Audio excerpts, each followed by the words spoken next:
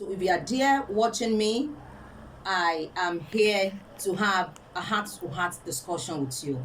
That we can do it. We can raise responsible children. When we say that our government is irresponsible, we have irresponsible leaders. All of our politicians are irresponsible. Mind you, they did not grow up to be irresponsible, or they didn't attain that level of irresponsibility in a day. Is a function of the childhood, is a function of how they were brought up. And like I normally tell people, that everything we do is a habit. Once a habit is formed, it is difficult to break. I say that again. Everything we do is a habit. Once a habit is formed, it is difficult to break.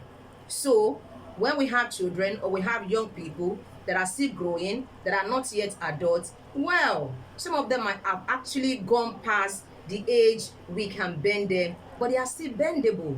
They are still work in progress. In fact, even adults can change.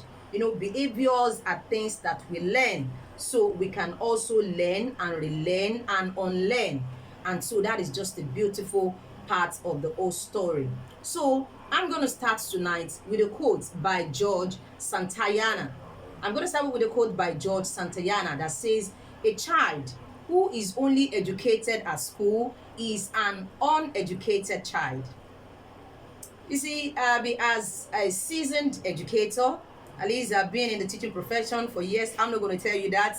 And also as a mother, as an adult that lives in a society where we get to see a lot of things, where we hear a lot of things, many parents will just assume that, what am I paying for?